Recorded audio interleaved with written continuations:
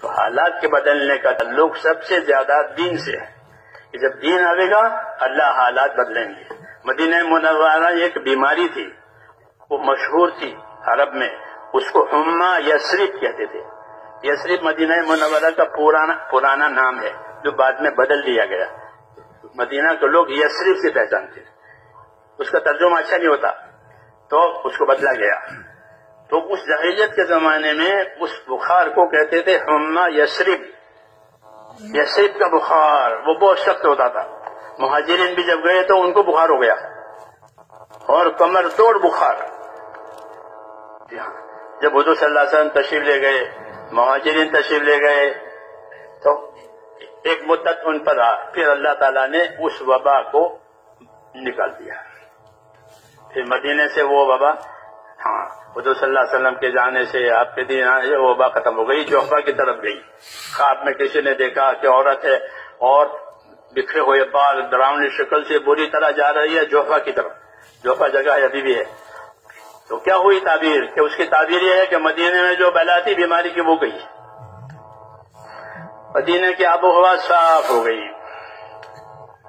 تو اللہ تعالیٰ نے یہ مثالیں قائم کی ہیں کہ اللہ تعالیٰ دین کی برکت سے سارے حالات کو ٹھیک کرے گا۔ کبھی دیر سے کبھی دیر سویر ہوگی، لیکن رحمت کے حالات جو بنیں گے وہ دین پر بنیں گے۔ اطیعوا اللہ واطیعوا الرسول لعلکم ترحمون، سب کے لیے اطاعت میں آ جاؤ، اللہ کی اطاعت میں آ جاؤ، اللہ کے نبی کی، کہ پھر تمہارے اوپر رحمتیں ہوگی۔ اگر اطاعت کی عمومی فضا بن گئی تو اللہ تعالیٰ عمومی فضاؤں میں رحمتیں لاویں گے اور ان کے کام بنائیں گے، ان کے مسائل آسان ہو جائیں گے رحمتوں سے۔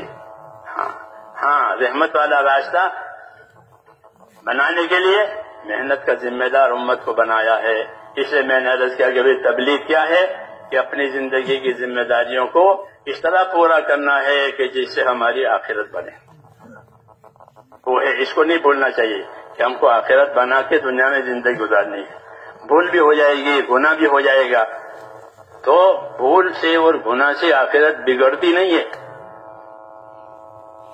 ہاں بلکہ اس کے سدھارنے کا ہم کو راستہ بتایا۔ ہاں کوئی اپنی بات پر اڑ جائے گناہ پر کہ اس کی آخرت جائے گی، اڑا نہیں ہے، گناہ ہو گیا ہے کہ بندہ ہے، اسے گناہ تو ہو جائے گا، لیکن اللہ کو یہ پسند ہے کہ گنہگار اللہ سے معافی مانگا کرے۔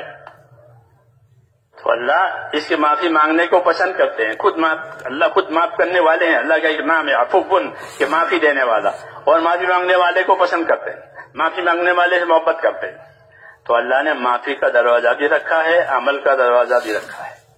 ان دونوں کے مجموعے سے اللہ تعالیٰ جو ہے دنیا کے حالات بھی ٹھیک کریں گے، آخرت کے حالات بھی ٹھیک کریں گے، لیکن ہم کو اپنی ذمہ داری پوری کرنے کا ذمہ دار بنایا ہے کہ ہم سے مدد مانگو اور ذمہ داری پوری کرو، ہم سے مدد مانگو اور ذمہ داری پوری کرو۔ استغاثہ ہوگا تو استجابہ ہوگا۔ استغاثہ کہتے ہیں اللہ سے فریاد کرنے کو۔ کیا کرنے کو؟ اللہ سے فریاد ہے، اللہ سے فریاد کی ہے کہ اللہ تعالیٰ فریاد رسی کریں گے، یعنی تمہاری فریاد کو دور کریں گے۔ اسے حکم ملا ہے کہ دعا بھی کرو، اور دعا کرنے کا حکم دیا ہے اور قبول کرنے کا وعدہ کیا ہے۔ اس لیے ہم اپنے کام کے لیے اپنی محنت کو، نبی صلی اللہ علیہ وسلم کے طریقوں کو اس کو ملحوظ رکھتے ہوئے پھر دعا بھی مانگیں گے کہ دعا مومن کا ہتھیار ہے۔ دعا کیا ہے؟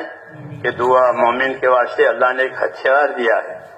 مسافر کو، جنگل میں جانے والوں کو اپنے پاس کچھ ہوتا ہے، لکڑی ہوتی ہے، ہتھیار، کوئی بات پیش آ گئی تو ہتھیار ہوتا ہے۔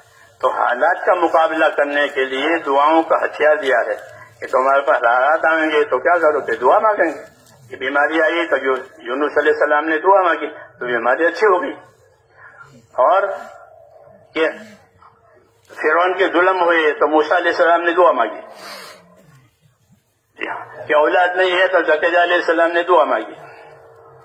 تو دعاؤں سے بڑے بڑے مسئلے حل کروائے نبیوں نے۔ اس کے قصے قرآن پاک میں، اس کے قصے قرآن پاک میں دعاؤں سے اللہ نے بڑے عیسیٰ علیہ السلام نے آسمان سے دسترخوان اتروایا، دعا مانگ کر کے۔ ان کے ساتھیوں نے کہا تو آسمان سے دسترخوان اترا.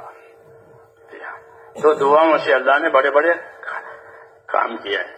یہ جب دین کی محنت اور دعا ہوگی تو بس یہ ایسا ہو گیا کہ کھیتی بھی کی، پانی بھی دیا، کھاد بھی دیا، کے بعد اب فصل ہونے والی ہے، اب فصل آنے والی ہے. ایسے ہی ہم نے کام کیا، پھر دعا مانگی کہ اب قبولیت آنے والی ہے. اس لیے نبیوں کے ہاں اپنا دین کا کام اور پھر اپنے گناہوں کی معافی کے ساتھ اللہ سے دعائیں مانگنا. ہر کام کے لیے دعا مانگو، ہر کام کے لیے دعا مانگو.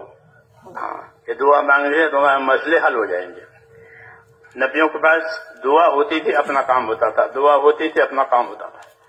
ہاں، یہ کوئی بے کسی آئی کہ بے کسی میں دعا مانگی.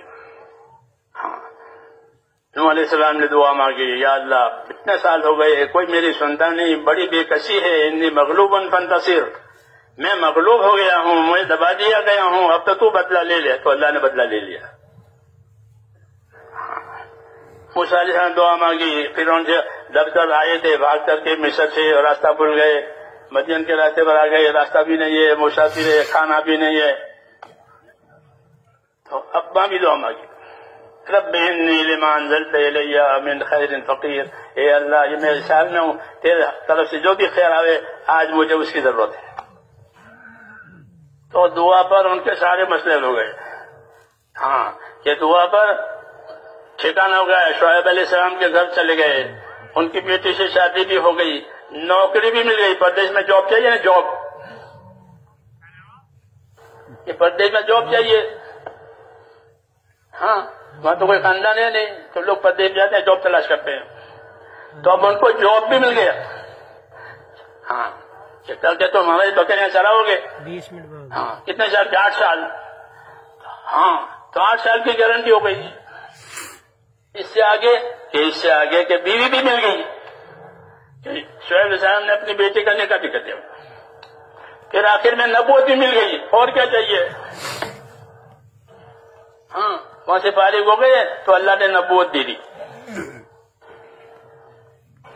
ایسا یہ دعا مانگی، رب انی مغلوب فانتصر، بڑی زبردست دعا ہے.